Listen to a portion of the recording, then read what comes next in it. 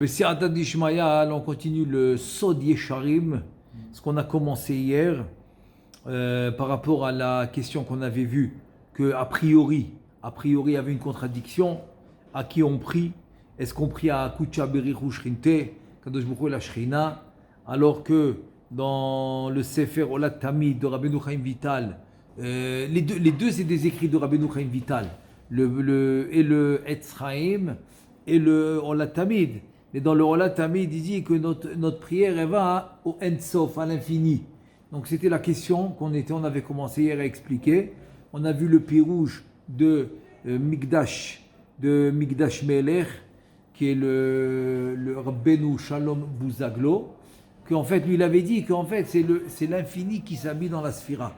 Parce que l'infini, comme son nom l'indique, c'est la force spirituelle qui a créé le monde, qui a tout créé, mais qui n'a pas de limite. Elle n'est pas définie, donc elle est illimitée. Donc tu ne peux pas lui donner un nom, donc tu ne peux pas l'atteindre, tu ne peux pas lui parler.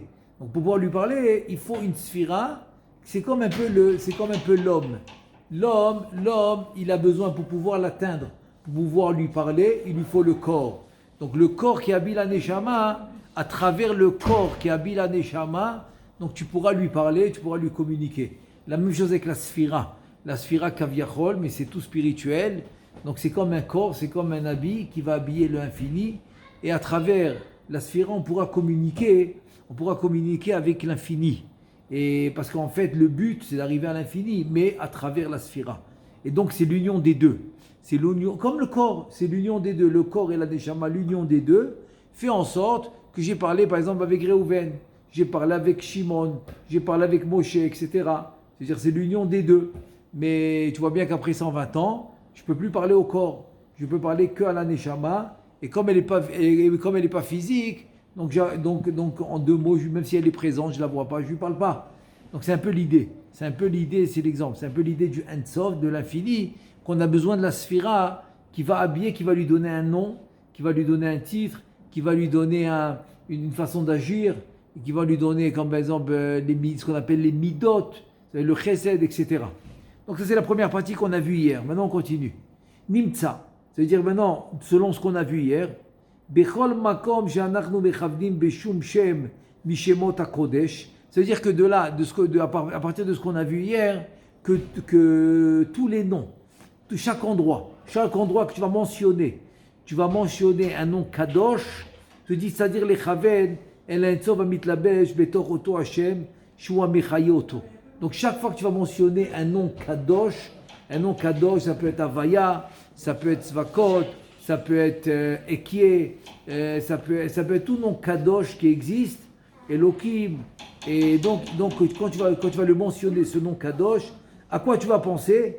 Tu vas penser au Ein Sof qui est à l'intérieur de ce nom kadosh. Donc le nom kadosh, comme par exemple le Yud Ke Vav Ke, c'est l'habit du Ein Sof. C'est l'habit de cette lumière infinie. Il te dit Velo nikra Hashem Havaya o Shem Adanud vekayotze ela mechamat or Ein Sof shebetocho shu Adon ve'eluah ha'amiti. Donc tout son nom qui s'appelle Ado, si tu dis Nai ou Tsevakot ou Elokim ou Ekie, ce nom que tu lui donnes, c'est grâce à la lumière infinie qui est le Ein Sof, qui est à l'intérieur de ce nom qui est l'habit. Veim yetsuya chas v'shalom, sheistalek or Ein Sof meoto Hashem. Maintenant, si chas v'shalom, cette lumière infinie se retire, si cette lumière infinie se retire de ce nom kadosh, alors on comprend que c'est fini. Yitpardu haotiyot velo yishaer oto Hashem klal. Donc les lettres vont se séparer, les lettres vont, en deux mots, ils n'auront plus de force. Donc, il n'y aura plus de Gdusha dans ce nom. Parce que la Gdusha de ce nom, elle est seulement grâce à cette lumière infinie qui est à l'intérieur. Veimken. Alors, si c'est ainsi, donc maintenant, quand on va faire la kavana dans un des noms comme Havaya, etc., donc on va avoir la kavana du Ein Sof qui est à l'intérieur du nom. Quand je vais dire Baruch Ata Hashem, en fait, dans l'absolu, même dans Baruch, la force c'est du Ensof. Mais ça, bon, on le verra une autre fois. On le verra une autre fois, on va expliquer c'est quoi Barour, c'est quoi Ata.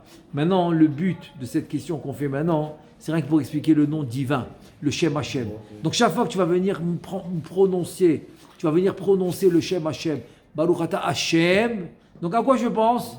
Je pense que ce Yud Ke Vav Ke qui a le nom de Ado Enai, qui s'écrit Yud Ke, c'est-à-dire Yud, ensuite He, ensuite Vav, ensuite He, et qui est Adon Haya Hove Ve'yeh, sa force, elle vient du Ensof, elle vient de la lumière infinie qui est à l'intérieur de lui.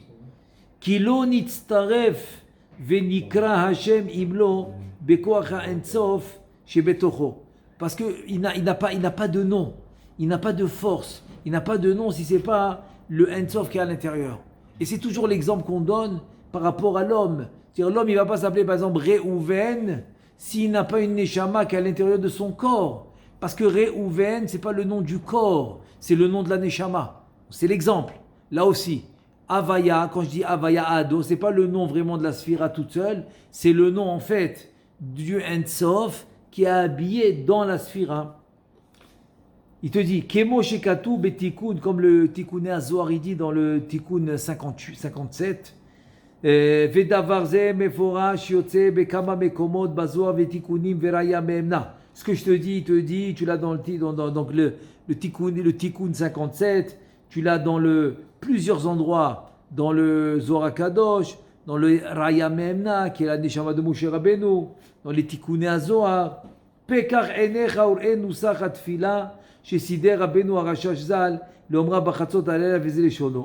Maintenant, il te dit, viens, je vais te ramener maintenant un passage de la Tfila que le Rashash Akadosh, il a composé cette Tfila qu'on doit faire. Ça s'appelle un Et Ratson, c'est un moment propice pour faire une Tfila. C'est le Chatzot Alayla, Chatzot de la nuit, qu'on se lève la nuit pour faire Tikkun Chatzot. Ensuite, il a composé une Tfila qu'on doit faire à ce moment-là. Voilà, on va faire une partie maintenant de cette Tfila. La Tfila dit comme ça, Yehi Ratson, que ce soit la volonté, Milefanera devant toi, Hashem Elokeinu. Alors la divinité, qui est Havaya Elokeinu, c'est Kucha Berichu Shrinte, c'est Akadosh Bukhu et la Shrina. Velohe Avotenu, évidemment, c'est la divinité de nos pères, de nos arrière-grands-pères, c'est-à-dire Avraham, Yitzhak et Yaakov, et tous les tzadikim qui sont venus, même après, jusqu'à aujourd'hui. Shim Macher, que Bezrat Hashem, on puisse tirer de la lumière d'en haut. De qui? Mina Ensof Baruchu. Voilà, tu vois que le Rashash, dans la Tfila, il a composé qu'on va tirer de la lumière de qui? Du Ensof. Il te dit alors, Shim Macher, Mina Ensof Baruchu, Or Veshefa Gadol. Alors de la lumière, beaucoup de Shefa. Les Shoresh Yachid Eliona, Omer Amelubash, Be'atik Ve'arich, De'ak. En fait, on parle de quoi? On parle du shoresh de la racine qui est très très haute, qui est habillé dans Atik Ve'arir De'ak, qui est très très haut niveau. C'est beaucoup beaucoup plus haut que le Olam HaAtzilut. En fait, en deux mots, c'est comme tu me dis le Keter de Ak, Adam Kadmon, Kadmon Lechol HaKedomim. C'est comme tu me dis que c'est le Keter de tout ça. Ou Misham, Ken. הוא לא כותב על אדם, הוא כותב שמשך אור, צריך להיות חזו דעתי כשבו מתפשט מאין סוף. אני עכשיו בתפילה של הרשש. אם אתה מביא משהו אחר, אני לא שם. טוב, אני בתפילה של הרשש, בסדר? On est maintenant dans la tfila du Rashash, alors on va pas s'éparpiller maintenant dans d'autres tfilotes. בסדר? הוא לא מדבר בכלל מה, הוא אומר, צריך להיות חזו דעתי Je suis dans la tfila du Rashash. אני בתפילה של הרשש, אני לא מתפשט מקום אחר. בסדר? אולי זה נוסח אחר, עוד שהבן שלך נוסח אחר בתפילה של הרשש. תפילה של הרשש. תפילה של הרשש זה. עשיתי אותה אולי בלי גוזמה עשרות פעמים. בלי גוזמה. אז על כל פנים, c'est comme ça. Dans la tfila du Rashash, il te dit que tu vas chercher la lumière dans le Ensof, donc dans la lumière infinie. Et donc tu vas chercher Shefa Gadol, les Shoresh, c'est-à-dire c'est la racine. Et c'est très très très haut. C'est comme tu me dis maintenant, Atik Ve'arir De'ak. C'est comme tu dis maintenant le Keter de Aak, Adam Kadmon Lechol HaKedomim. C'est un niveau très très haut. Ou Misham Yimasher, Hashefa Hu, les partsouf. Chokhmah de'ak. Et donc, tu vas faire descendre cette lumière, maintenant il va te faire la descente. Il est monté très haut pour aller la chercher dans le Ein Sof, qui est la lumière infinie. Maintenant, comment elle fait la descente? C'est que du Keter de Ak, tu vas le faire descendre dans la Chokhmah de Ak. Veshit pachet partouf a Chokhmah de Ak, imor Ein Sof amelubash bo, leitlabesh be partouf malchut, dema uben vechoule vechoule. Donc ça veut dire que quoi? C'est-à-dire que maintenant, cette lumière du Ein Sof qui est habillée dans Keter de Ak, ensuite cette lumière du Ein Sof qui va passer dans Chokhmah de Ak, ensuite cette lumière du Ein Sof qui est habillée dans Chokhmah de Ak qui va passer d'une sphira à une autre, jusqu'à que ça va descendre en bas, et c'est ça l'idée. L'idée, c'est de pouvoir amener de Roumama à l'autre. C'est l'endroit le plus haut, qui est le Ein Sof Baruch Hu, qui est cette lumière du Ein Sof, pour finalement tirer cette lumière du Ein Sof jusqu'à le plus bas possible, en fait, pour renouveler et pour amener un nouveau Shefa, pour enfanter des nouvelles Neshamot. C'est comme ça que les couples qui s'unissent, ils peuvent amener des nouvelles Neshamot dans le monde.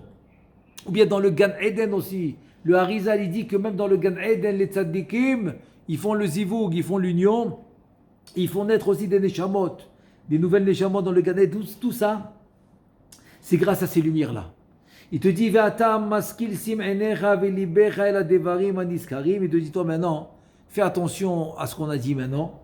Il te dit, Ech mesudarim bekama pratim shel amshachot ve'yarot ve'itlapshut madrega le madrega. Donc il te dit maintenant, toi fais attention à tout ce qu'on a dit maintenant, combien il te tous les détails de l'amshacha, itlapshut, midarga le darga, c'est-à-dire que je vois tous les niveaux, ça passe d'un niveau à un autre, c'est comme de bas en haut, de haut en bas.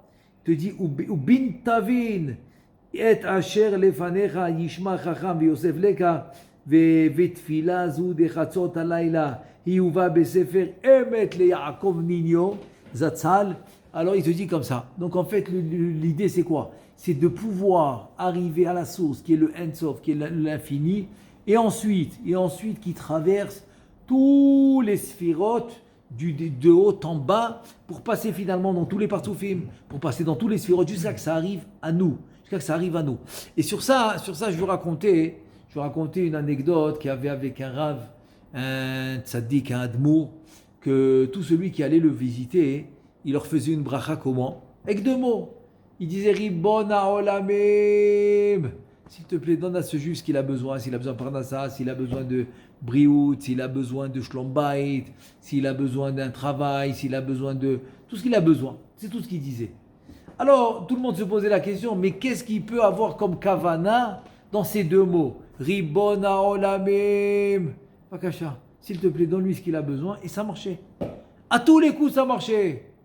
Jusqu'au jour que Baruch Hashem, j'ai vu dans le Sidour du Rachash, dans les Korbanot, là-bas, il explique, on a un passage qui est là-bas qui dit Ribon ha'olamim, Adonim, etc. Donc le Ribon ha'olamim, le Rachash, il explique que le Ribon, c'est Gematria 258, et c'est Gematria Havaya, Yudke Vavke, Av, Sag, Ma, Ben. C'est les 4 noms Kadosh, qui est en fait aussi les 4 mondes, les 4 partsoufim, qui est la Chokhmah, la Bina, Vak, Zeza, Zakadosh Borou et la Malchut. Donc c'est Ab, Sag, Ma, Ben, c'est des noms Kadosh, les plus Kadosh qui existent. Avec le Yudke Vavke, en fait ça représente le Narnachi, parce que Yudke Vavke c'est Pashut, donc c'est pas Keter, c'est le Keter, c'est la Yechida. Ensuite le Ab, c'est la Chaya. Ensuite, le Sag, c'est la Neshama. Ensuite, le Ma, c'est le Vak. C'est ça, c'est Akadosh Borou. Et ensuite le Nefesh, c'est la Malchut, c'est le Shem Ben. Tout ça, ça fait le Gematria Ribon. Ribon qui est 258. Alors, c'est quoi Ribon ha'olamim? Il dit Agve Abia, c'est tous les 5 mondes. Donc, c'est tous les mondes. Olamim, c'est Atzilut, Beria, Yetzira, Asiya. En 2 mots, ces lumières-là, Kaviachol, c'est ça les lumières du Ein Sof. C'est le nom qu'ils prennent, ces lumières du Ein Sof. Et donc, en fait, c'est les lumières qui viennent du Ein Sof et qui les fait traverser.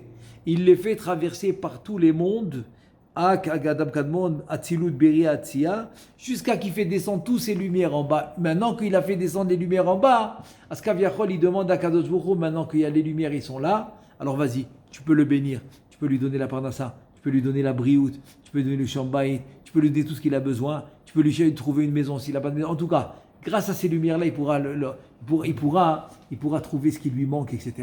Donc c'est rien qu'un exemple par rapport à ce qu'on vient de dire maintenant. C'est-à-dire, en fait, c'est ce qu'il faisait, c'est la kavana qu'il avait ce Rav, de faire descendre les lumières. Il te dit, cette kavana, tu dois l'avoir à chaque fois que tu prononces un nom d'Hachem, à chaque fois que tu fais une bracha, à chaque fois que tu fais une tfila, tu dois avoir cette kavana. Velachen, c'est pour cela. Velachen katav Rabbeinu Marchu Zal Beresh Sefer Olat Tamid Vezel. C'est pour cela que Rabbeinu Chaim Vital, il a écrit dans son livre de Olat Tamid, ce qu'on a vu au début, c'est la question qu'il lui a posée. Il a écrit là-bas Ha'atzilut Hu Etzem Asfirot. Donc Atzilut, c'est l'essence des Sfirot. Vichudam, maintenant l'union des Sfirot qui est dans Atzilut, Vichudam, Ba'ensof Baruchu. Il est dans la lumière infinie. Ou Al-Yedeh Ha'atzmut Amit Pachet Baem. Tu as compris? C'est extraordinaire ce qu'il dit. Il dit en fait c'est comme ça. C'est qui va unir tous les Sfirot de haut en bas, depuis le plus haut niveau qui arrive jusqu'au Ensof, jusqu'au dernier niveau, qui va unir tout ça? C'est le Ensof qui est à l'intérieur des Sphirot. Donc les Shem, Yechud, Kucha, Berichou, quand tu vas unir les Sphirot, quand tu vas unir les Partsoufim, quand tu vas unir les Olamot, c'est grâce au Ensof qui est à l'intérieur. Donc tu es obligé de penser au Ensof qui est à l'intérieur. Vekol tfilotenu hem la Ensof baruchu. Donc finalement, nos tfilot, ils vont chez qui? Ensof. C'est l'infini.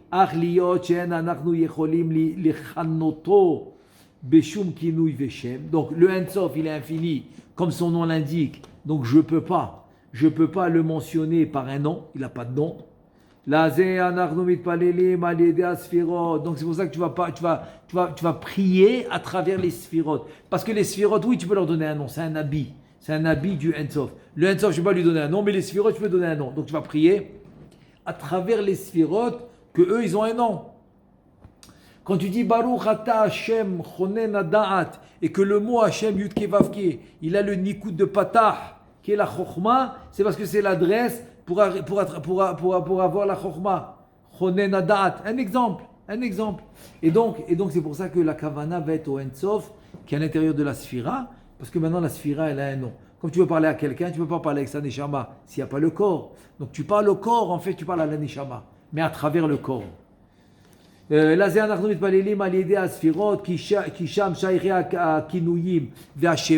Parce que les kinuyim, les shemot, c'est rien que dans les sphirot, pas autre chose. Il te dit qui kol a kinuyim ve shemot, tous les kinuyim, c'est les surnoms, et les shemot, et les noms, hem shemot ha'atzmut, c'est les noms essence, de l'essence, Amit Pachet qui se répand dans les sphirot, Atkan les Shono, et voilà, jusque-là, c'est les paroles qu'on a vues maintenant de Rabbeinu Chaim Vital du Sefer Olat Tamid. Donc c'est un peu la question qu'on a vue au début par rapport à Sefer Olat Tamid. En fait, il parlait du Ensof qui est à l'intérieur des sphirot. Vechen Katav Rabbeinu Zalha. Et aussi Rabbeinu Chaim Vital, il a écrit ça aussi dans Sha'arak Damot, Vezele Shono, comme ça, et ainsi il dit. Viens,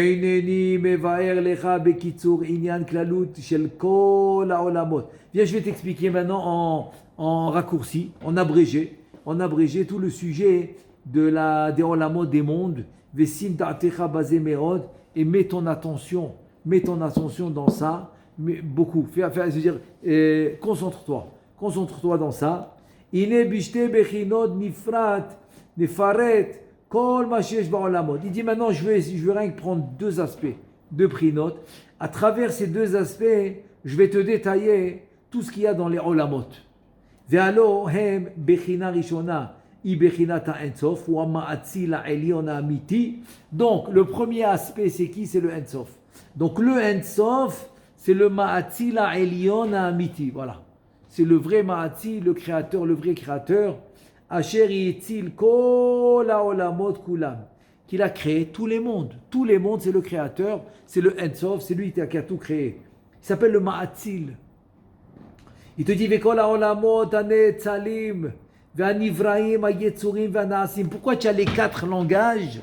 Parce que les haolamot, tu as netzalim, c'est Atzilut. Ve'nivraim, c'est Bria. Ve'ayetzurim, c'est Yetzira. Ve'naasim, c'est la Asiya. te dit Kulam ne'etzlu mimenu, vem ilat ha'ilot mimenu, Kulam ke'echad, ve'abechina השנית הם כל העולמות הנזכרים כולם כאחד ויש בהם עצמות אורות המתפשט מן האינסוף בתוכם להאירם ולחיותם. Il te dit en deux mots, c'est comme ça. C'est que tu as les mondes, tu as les quatre mondes, on a dit Atzilut, Bire, Yetzira, Asiya, et donc en fait, qui les a créés, Vemilat, c'est-à-dire que lui, il a Taïlot, c'est-à-dire qu'ils sont tous des créations de lui, de qui? Du Ensof. Donc tout est une création du Ensof. Il te dit, et donc la deuxième chose, c'est quoi? C'est le Ensof qui est à l'intérieur. Voilà, c'est les deux prix. Donc, il t'a tout résumé en deux aspects. Et les Kélim, en fait c'est les Kélim, si c'est les Sphirotes, et le Ensof qui est à l'intérieur d'eux. Donc il te dit tout ça, il se répand dans tous les mondes. Dans tous les mondes, parce que c'est obligé. Si le Ensof n'est pas à l'intérieur de quoi que ce soit, il n'existe pas. Même le chomer, même le domème, même la table, même la pierre qui est le domème, s'il n'y a pas un minimum de nitzot, d'étincelles kadosh, eh bien il ne tient pas, il ne va pas tenir. Il te dit ve'ad nekuda tahtona ve'amaskil kasher yifkach ein tzichlo yavin er kol ha'olamot bechina achat levushe ha'ensof והאינסוף מתלבש בתוכם וגם סובב עליהם ומחיה את כולם ואין דבר היוצא מחוץ ממנו והכל בחינה אחת וכל העולמות נקשרים במעציל ודי בזה כי אין ראוי לגלות יותר בעניין דרוש זה עד כאן לשונו אין שם. Donc il te dit je ne peux pas te dévoiler plus, mais en fait ce que je veux te dire c'est qu'il y a le Or Pnimi, le Or Makif, c'est ça le Ensof, la lumière intérieure, la lumière environnante, ça vient du Ensof, c'est l'infini. Donc c'est lui qui va unir toute la création, c'est lui qui va unir tous les sphirotes, tous les partsoufim, tout, c'est lui qui les unit. Et d'un autre côté, il est obligé d'être habillé. Obligé d'être habillé, sinon tu ne pourras pas le mentionner, tu ne pourras pas l'appeler, tu ne pourras pas lui donner un nom s'il n'est pas habillé. Donc c'est obligatoire. C'est une lumière trop forte, donc il est obligé d'être habillé. Maintenant que tu sais tout ça, Ashuv ledaber elecha bidvarim shekatav Rabbeinu ma'archu zal aniskarim leel. Donc maintenant après que je t'ai dit tout ça, donc je vais te parler maintenant ce qu'il a écrit Rabbeinu Chaim Vital, ce qu'on a mentionné plus haut. Il reprend les paroles de Rabbeinu Chaim Vital. Shekatav kol tfilotenu em la enso baruchu, que Rabbeinu Chaim Vital il nous a dit, on l'a vu ça tout à l'heure, que tous nos tfilot ils sont au Ensof Baruchu, ils sont à cette lumière infinie. Te dit ine kavanatoloma qui est la Ensof anachnu ma'alim kavanat tfila. Te dit en fait qu'est-ce qu'il voulait nous dire? Qu'est-ce qu'il voulait nous dire dans ça? Que toutes les tfilot ils sont au Ensof. Te dit tu sais ce que ça veut dire? Ça va au Ensof, c'est-à-dire nous, anachnu Ma'alim kavana, nous on fait monter la kavana de la tfila, la kavana des brachot, la kavana du limud de Torah, et la kavana d'accomplir les mitzvot, de kiyum mitzvot, d'accomplir les mitzvot. Chaque chose, chez Begdusha, c'est notre kavana. Pourquoi? Kede leorit shefa ubracha me'arato midarga ledarga. Donc parce qu'on est obligé de faire descendre ce shefa, il ne peut pas rester en haut. Si c'est chas v'shalom quelque chose de pas bien, on veut le faire remonter, ouais. Parce qu'il y a din imtak b'shorcho que la rigueur va s'adoucir par sa racine. Donc s'il y a un problème, on les fait remonter. Je donne un exemple. C'est pour ça qu'on dit 12 fois. Le'olam Adonai devar chanitzav bashamayim. Tu le dis Yamim Noraim 12 fois. Pourquoi 12 fois? Parce qu'il y a 12 partsoufim. Le Rachash, il explique. Si une Xéra, elle est descendue dans ce monde, donc elle est au dernier partsouf, mais elle n'est pas encore venue chez nous, mais elle est mamash là, dans pas longtemps, elle va, un mauvais décret. Qu'est-ce qu'on fait? Les Yamim Noraim, les Olam Adonai, Devar Chanitza Bashamayim, on le fait monter un cran, un partsouf. On répète une fois, on le fait monter encore. La Xéra, elle monte. On finit 12 fois. Elle est montée les 12 partsoufim jusqu'en haut. Donc la Xéra retourne au shoresh, à la racine. Elle devient matok. Et ça devient chesed. Parce qu'un adin imtak b'shorcho, il devient matok. C'est-à-dire la Xéra, elle est annulée. Donc tu refais venir les lumières en haut. Ça c'est quand c'est le contraire. Ça c'est quand tu veux annuler un décret. Mais quand tu veux faire descendre des lumières ici.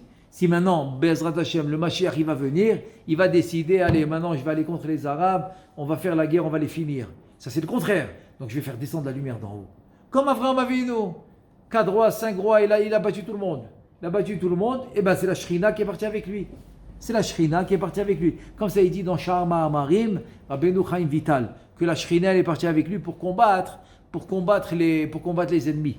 Donc c'est ça, en fait, c'est ça. Quand tu as besoin d'une Yeshua, tu as besoin d'une Parnassa, tu as besoin d'un Shlom Bayit, tu as besoin que les enfants réussissent, tu as besoin d'une présence divine, donc tu as besoin de faire descendre cette lumière. Parce que cette lumière, quand tu la fais descendre, c'est la plus forte de tous. Elle éblouit tout le monde. Comme le passou qui dit avec Lot, quand les Malachim sont arrivés chez Lot, et que les gens de Sdom, ils ont voulu casser la porte de la maison de Lot. Alors c'est écrit dans le passouk Vayiku otam besan verim. Ça veut dire quoi? Qu'est-ce qu'ils ont fait les anges qui étaient avec Lot? Ils les ont frappés besan verim. C'est quoi ça verim? Aveuglés. Ils les ont aveuglés avec leur lumière. C'est-à-dire tu fais descendre une lumière kadosh. D'abord tu fais aveugler tous les sitrahra, tout le yetzerara. Personne ne peut rien contre toi. Premièrement. Deuxièmement, ça amène le chef.